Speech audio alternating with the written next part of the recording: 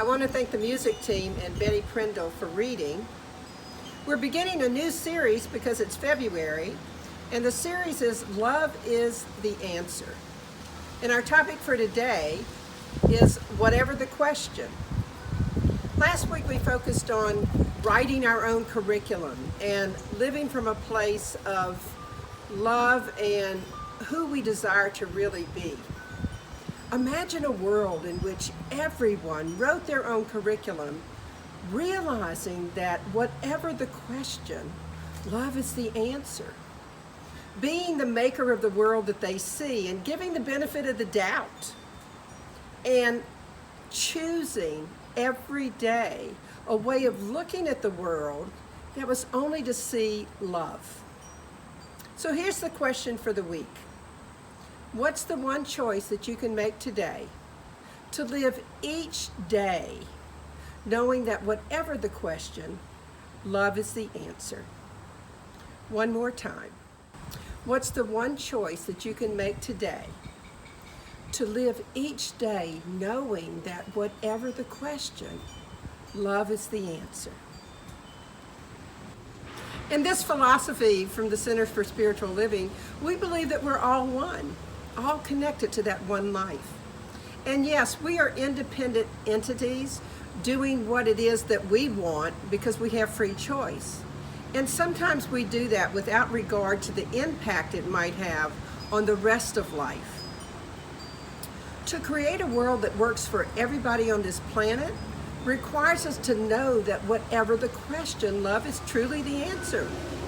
And to know that there are no situations and no circumstances where love could not prevail. I admit that's a tall order, especially with all the things that are going on in the world, with all the political strife, with all the people that are looking at situations of not having a job.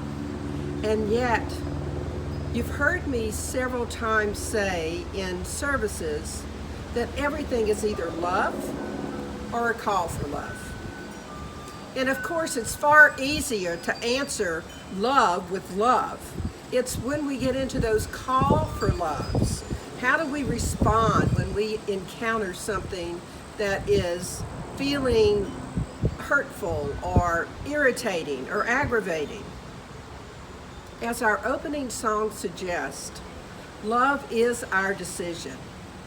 And sometimes I feel like there's far too little love being our decision, or far too little of that knowledge in our world. I'd much rather be dancing down the road and lightening my load than joining in a war against somebody, wouldn't you? And the song goes on to say, it's up to me to stand on the bridge and make that decision to forgive. Love is our decision. All we really need to do is stop and listen and change our mind when we're aggravated or irritated or feeling conflict of some way and make love our decision. The song even says God will show us how, because love is always the answer. Have you ever stopped to consider how we make loving each other difficult? How we look for the differences rather than all the qualities of the divine that make us alike? If we looked at all those qualities of the divine in other people, we would recognize that love is the answer. You might make a list of some of those qualities and say, well, for some questions, love is the answer. There's not a sometimes in that statement, love is the answer. It's always. And it feels like when you're really being tested, that it's difficult to remember that there are no qualifiers. Whatever the question, love is the answer. Granted, some people call for love a lot, and they push our buttons. Remember, we installed those buttons. And would rather run away sometimes than consider making love the answer. Answer the call anyway. Ernest Holmes, in a Holmes Reader on Practical Wisdom, encourages us to consider the power of love. Love is a language which is universal, interpreted through every living soul and understood by all. Love will find the solution in every problem, will answer every question, and will ultimately vanquish every foe. Love begets tolerance, tolerance begets understanding, an understanding which is able to put itself in the other person's place. Imagine what the life on this planet might be like if we were able to put ourselves in the other person's place when he or she was calling for love. Do you actually think then that you might be able to answer that call for love if you knew the place from which they were coming? Do you actually think that you might make love your decision in that moment? In reality, we always can make that choice. Love, or whatever we present to the world, is our decision. Here's a question that I think is worth asking. Do you see yourself as the maker of the world you see? Do you see yourself as the maker of the world you see? So I want to pause for a minute and have you consider that question. Are you the maker of the world you see?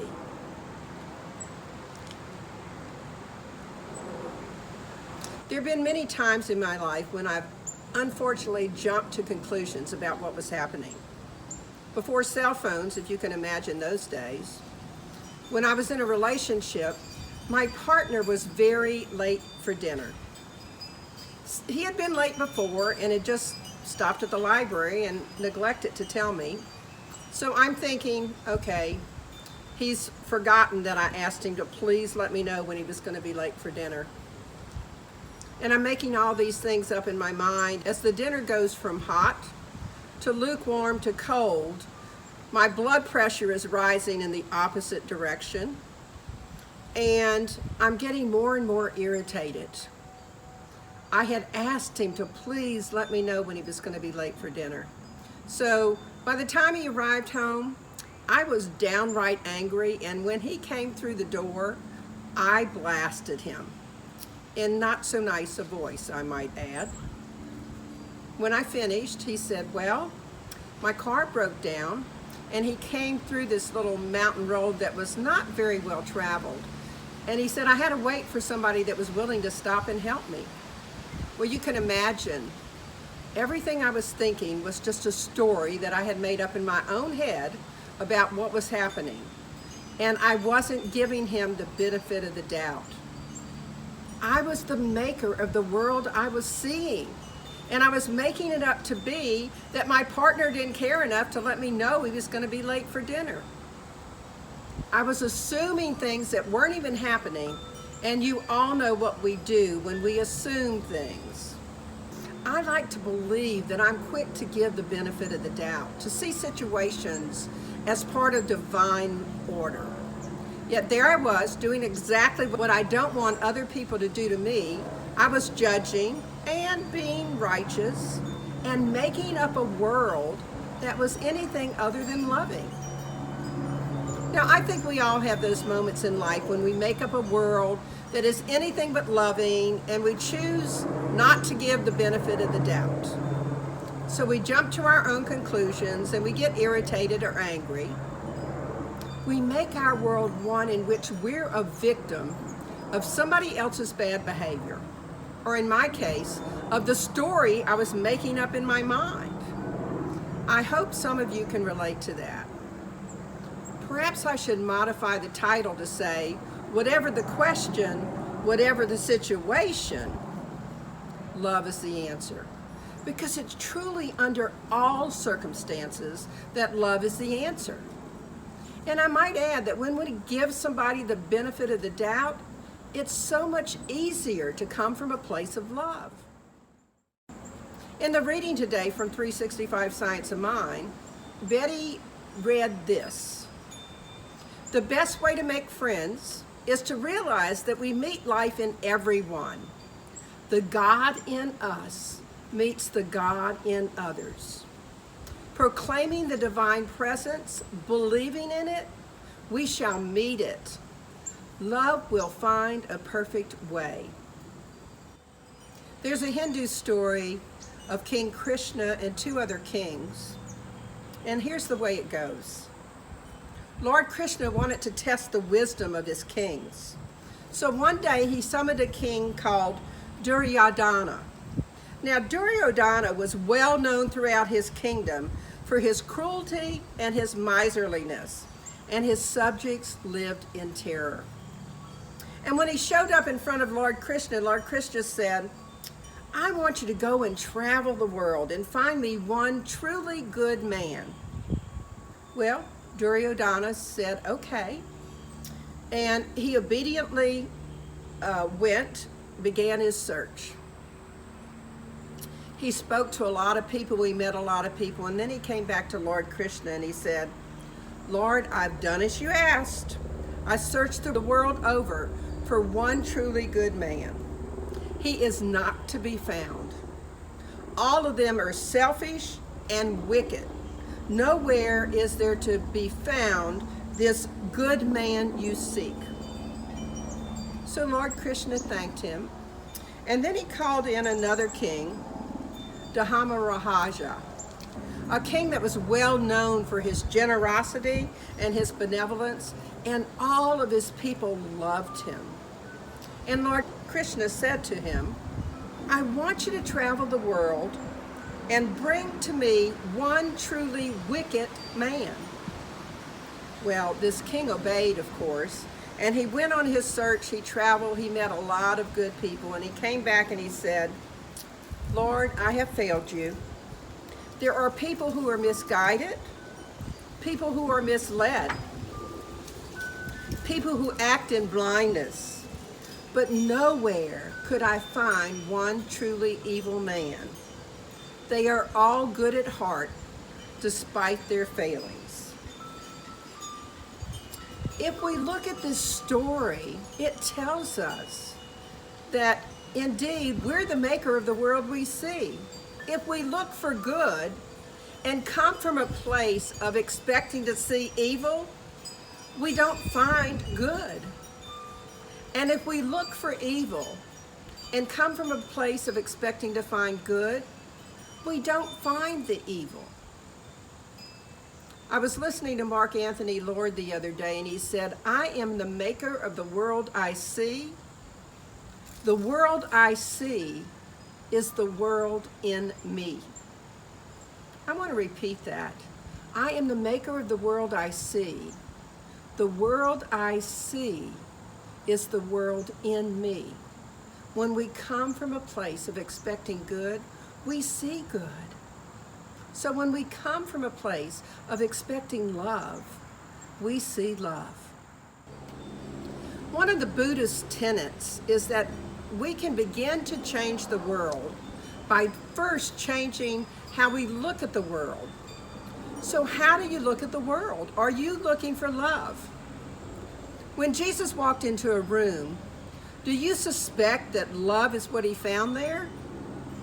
The Bible has countless parables in which Jesus basically makes a beeline for the outcast and for those whom love maybe has not yet arrived.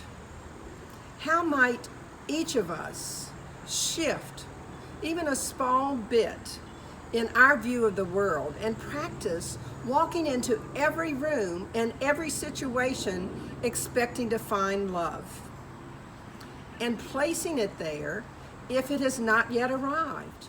You know, the eagle is a majestic bird, and the only bird that would actually dare to peck an eagle is a crow. But what happens is when a crow is pecking on the back of an eagle's neck, the eagle doesn't respond. All the eagle does is flap his wings and move higher into the sky until the crow has to let go and return to wherever he came from, because the eagle can fly so high that the crow cannot stand the altitude that the eagle is flying. So what if we were to learn from the eagles and the crows and just keep ascending when someone is pecking at us in some way and creating within us some type of discomfort? If we allow that person to continue to peck at us and we respond, we're not responding with love. The eagle's a very wise bird because it's delightful to recognize that the eagle knew the crow's just being who the crow is. It's pecking on me because that's what crows do. And so the eagle becomes precisely who the eagle is and flies really high into the sky, and he frees himself of any of the aggravations of the crow. Wouldn't it be nice if we could free ourselves from any aggravations that occur for us? What is so delightful is if we could imagine that we could remain who we are under every circumstance. Loving expressions of the divine in every situation, even those ones that are annoying and irritating. You have to believe that that eagle does not really appreciate that crow pecking on the back of his neck.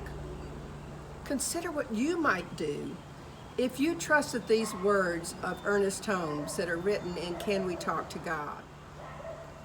It is not by a terrific mental struggle or soul strain that we arrive at this goal, but through a quiet expectation, a joyful anticipation, the calm recognition that all the peace there is, and all the power there is, and all the good there is love.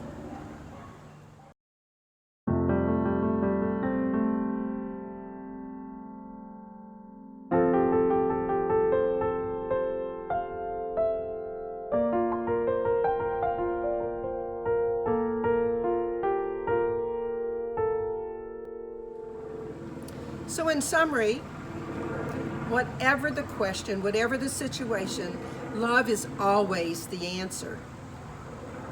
Everything is either love or a call for love. And when there's a call for love, we can just step up and answer that call with love. Remember, we are the maker of the world we see.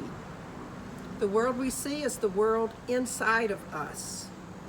Make yours a world in which you learn to always give the benefit of the doubt, to always allow the situation to unfold instead of making up those stories in your mind. And choose the way you look at the world. See only love and expressions of the divine in other people. So I have an affirmation for you to use this week. How is it that I so easily and willingly know that whatever the question, whatever the situation, love is the answer? Because all the good there is love. Your challenge for this week is to see a world of love, to choose love, to make love your decision, to go into every situation and every question and walk into every room expecting to see love. To give the benefit of the doubt when we might be looking at discord or aggravations. If we truly believe that we're the maker of the worlds we see, we can do something every day to increase our awareness to make the world that we see one that's a lot more loving. So practice. Envision yourself walking into rooms and seeing love. Envision those people that are irritating to you and you taking the higher ground and just loving them. And just check in every day and see how'd you do in the evening. So let's pray. Just taking a deep, nourishing breath and connecting to that one life that is the life of God, that is filled with love and joy and peace and ease and grace and comfort and safety. And knowing all that God is lives right within each of us, that we are all divine expressions living in this planet in our human bodies. So what I know to be the truth is that everyone that's watching is taking those steps to choose love, to make love their decision, to give the benefit of the doubt. And to recognize that we make up the world that we see, and we can make it a world of love.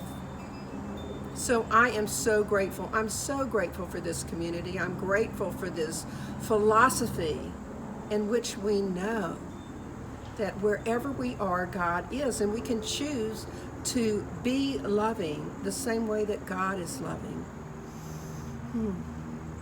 So I just release all of this into that law of mind, spirit, and action, knowing the truth that God's already called it done. So I can just say amen, and we can affirm it together. And so it is.